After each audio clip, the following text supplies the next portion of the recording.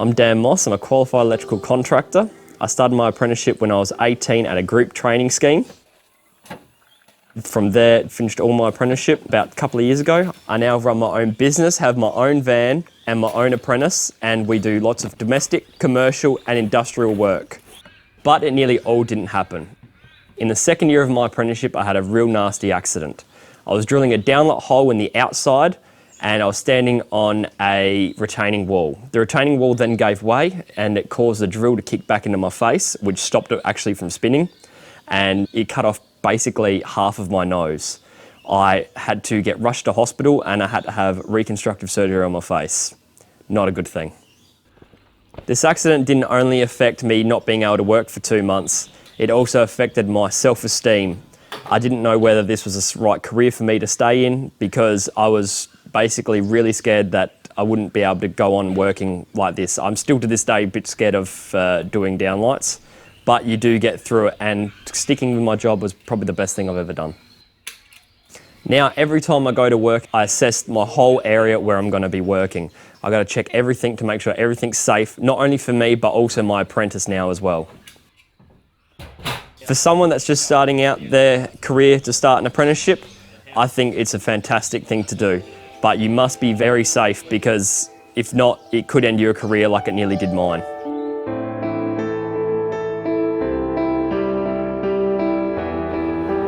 When you start an apprenticeship, the skills you learn are gained through a combination of on-the-job experience and formal training.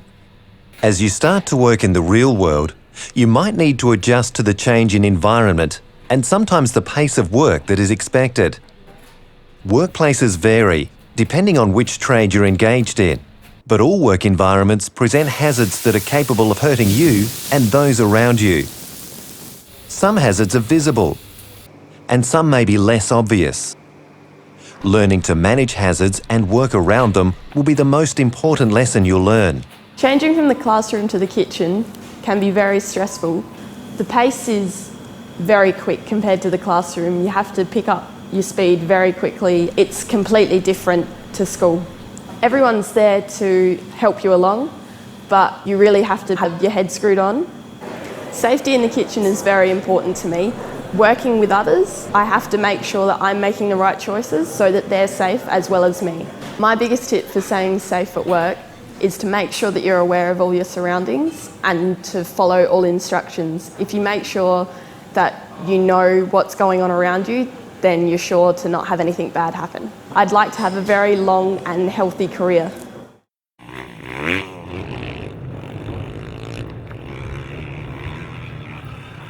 So what is safe and what makes us feel safe? In sports such as motorcycling, riders understand there is a risk that they could be hurt if they fall off or crash. That's why they wear protective clothing and safety equipment while riding. When I'm riding, I always make sure I wear the correct safety gear. And the same applies when I'm at work. Safety is a part of our daily routine, even if we don't always recognise it. For instance, we know that when we drive, having a driver's licence, wearing seatbelts, using mirrors, and staying within the speed limit all help to keep us safe. When you're at work, there are also systems to help keep you safe. These include working in a safe environment, being trained to do your work safely, and having good supervision while learning your trade.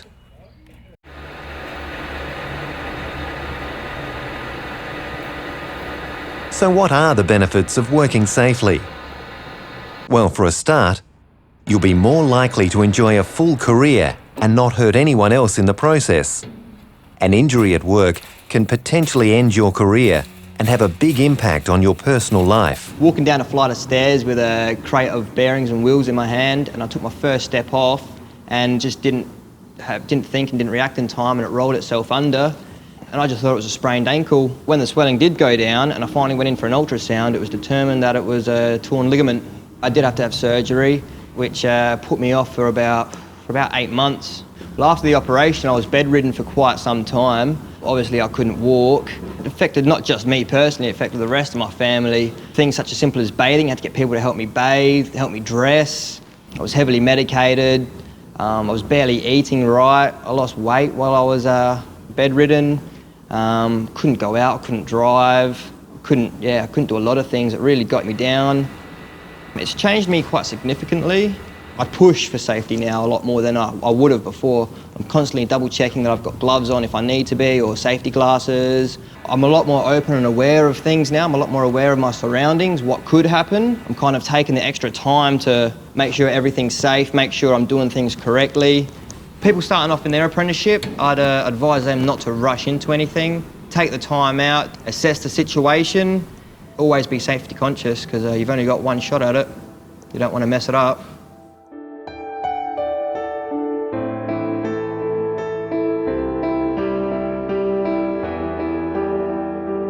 Part of the process of becoming a tradesperson involves developing a professional attitude at work, including working safely. This includes presenting a professional appearance and learning how to communicate with others effectively. You may also realise that being tidy makes your working day easier and safer. Remember that you represent both yourself and your group training organisation when you're working with your host employer. You're also possibly taking the first steps in setting up your own business. My name's Bob North. I'm a mechanic by trade. I'm 28 years old and I have a workshop up in the Adelaide Hills in Balhanna. Starting a business isn't just a small little step, it's actually quite a big step. It's a big responsibility for me, but it's a rewarding responsibility. 8:30, yep. Having my own business has given me the flexibility of so many things. It's taken me 4 years to do an apprenticeship, and in that time I've learned how to be a mechanic. Now, safety on the other hand is a lifelong process. My father had always given me safety tips growing up. We'd always work on tools and work on things, and we'd always wear safety goggles and earmuffs, and so there was this understanding from a very young age of safety and the importance of it. Your health is one of the most important things that you can keep, and if you don't have your health, well, it's pretty hard to live your life to the fullest.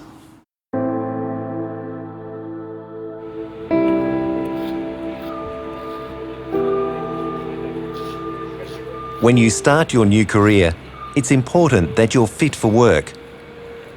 At school, you might have been able to switch off from time to time. But at work, no matter where it is, a lapse of concentration could end your career before it starts. Being fit for work is not only about physical fitness. It's not about how much you can bench press at the gym, how far you can run. It's about, are you getting enough sleep? Are you looking after yourself? Are you eating properly? If you're not getting enough sleep, the main things that you will notice will be to do with your mood, such as irritability, mood swings, moodiness, as well as problems with fatigue. Now, those problems with fatigue can become more significant problems in the workplace in particular. You may find that your reaction times are slower, almost zoning out while you're on the job. One thing definitely not to be doing is things such as playing video games late at night when it is eating into the time that you are meant to be spending asleep. Operating a motor vehicle after 15 to 20 hours of not sleeping is actually equivalent to operating that vehicle at a 0.05 blood alcohol concentration. You then take that and look at the impact that that can have on your ability to operate other machinery, work in high-risk environments around heat, sharp instruments. You can really be putting yourself or other people in the workplace or even the public at risk. Drugs and alcohol can also cause you to make mistakes and put others at risk. Don't mix drugs and alcohol with work. Drugs and alcohol have no place in the workplace. They can make you be at huge amounts of risk and other people at huge amounts of risk. The way that those drugs impact on your body depends on the type of drug that it is, and you can have effects as well from prescription medications. It's not only alcohol and illicit drugs that we're referring to that can be dangerous. If you are taking prescription medications, you do need to be talking about the effects of those with your doctor and reporting them to the appropriate people in your workplace.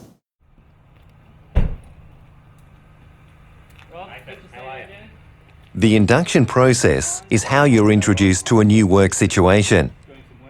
It will help you get comfortable with the people around you, show you the tasks you need to learn or perform, and teach you how to do these in a safe way. Inductions usually take place when you start in a new workplace. They may be short or extend over days or even weeks. When you're being inducted, it's really important that you focus on where you are and what you're being taught. Always ask if something doesn't make sense or is unclear. Your field officer or consultant is there to offer help at any time you need it. Don't be pressured or rushed into starting any task before you feel ready. Take the time you need, and if you don't feel safe, call your field officer or consultant immediately. In some workplaces, there may be roles that have their own induction process if the work environment or activities require it.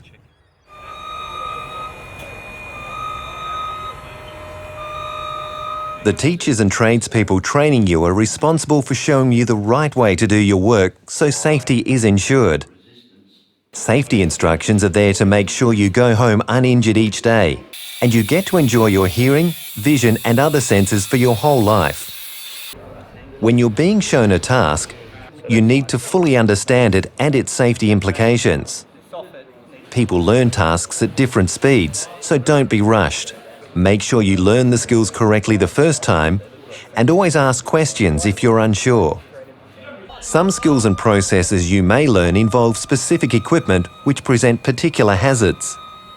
Scissor lifts, for example, require specific training courses before you can use them safely. You should never attempt to use any equipment you've not been fully trained on. Contact your field officer or consultant if you're asked to use any equipment you've not been trained for, or if you're uncertain in any way.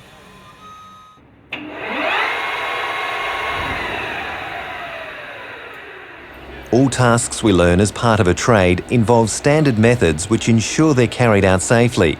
These methods are described in documents called Safe Operating Procedures, or SOPs. SOPs tell us, step by step, how to do a job or use a piece of equipment in the correct and safe manner. SOPs may be called by other names, but they all share information on the task and the way it needs to be performed safely. The SOP will also tell you what personal protective equipment, or PPE, is required to do a job safely. This may include wearing eye, hearing and body protection while performing the task. Before you do anything, you need to be trained to do it safely. Doesn't matter whether it's a work process, operating a machine. Very important that you've got the proper training and instruction to be able to perform those tasks safely. So on the SOP, the PPE is listed that's required for the job that you're doing. It doesn't matter how long the job takes, you need that PPE because if you're doing that job, those hazards are there, the PPE is there to protect you from those hazards.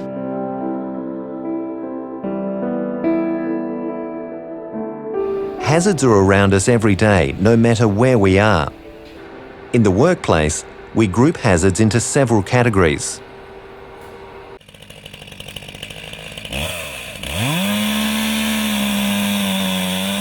Physical hazards include plant and machines with moving parts, for example, chainsaws and vehicle hoists. You must be correctly trained before using any equipment or plant.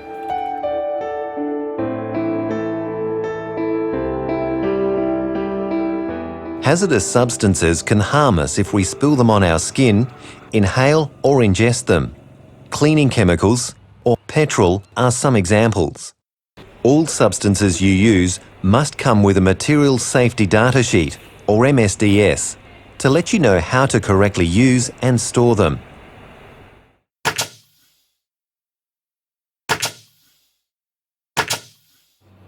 Energy source hazards like live cables, gas or compressed air lines can be very dangerous if damaged or misused. Even minor damage to a power tool lead could be a potential killer. Always report any damaged equipment to your supervisor and only use equipment that is correctly tagged and in good condition.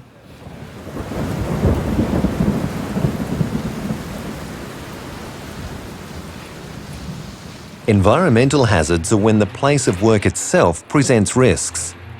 If the workplace is too hot or cold, or is affected by the weather, it may be an environmental hazard. Wet building sites can make using power leads very unsafe and cause tripping hazards. Dust and fumes in a confined area can also be very dangerous to your health. If you feel unsafe in the environment you're working in, report it immediately.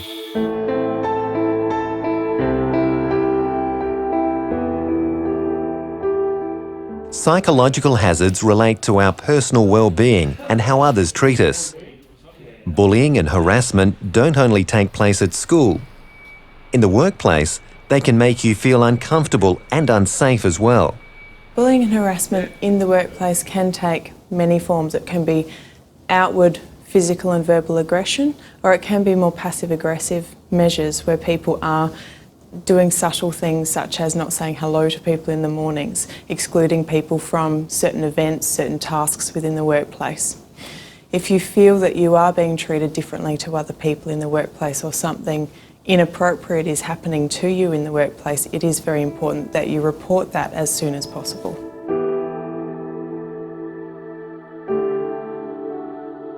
In the workplace, if you find a hazard or situation that makes you feel unsafe or uncomfortable, you have a legal obligation to report it immediately to make it safe for everyone. When you report something to your supervisor, they will use their experience to decide whether it is safe or not. For example, a spill on a floor could be water or a dangerous hazardous substance.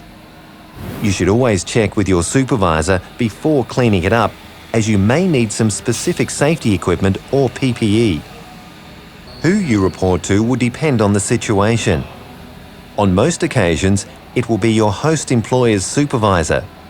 However, if you're not satisfied with the response you're getting, or you're hurt in any way, you must make sure your field officer or consultant is advised immediately, so you can get the support or treatment you need. No matter what the hazard may be, you have the right to feel safe and in control at work. Speak up and let your supervisor know if you're exposed to any of these hazards in the workplace. Safety is a big deal these days. It doesn't matter where you are. If there's a hazard there that's, it's going to affect your work, it's going to hurt someone, it doesn't matter what it is, it doesn't matter how small, either get it fixed or talk to someone that can fix it. But you won't get in trouble at all for reporting it.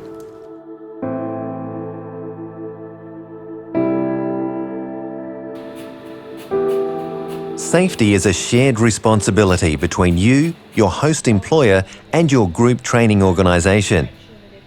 Your group training organisation is working with your host employer to ensure all safety requirements are met. Safety is a 24/7 experience that will bring you a rewarding career and ensure everyone's quality of life. In your group training apprenticeship, you will learn a huge range of skills. These skills will help you throughout your apprenticeship and further as you progress through your career as a tradesperson. However, responsibility, professionalism and safety underpins this. It's really important to look after your own safety and the safety of those around you, no matter where they are. Congratulations on starting your apprenticeship, and I wish you all the best in your journey.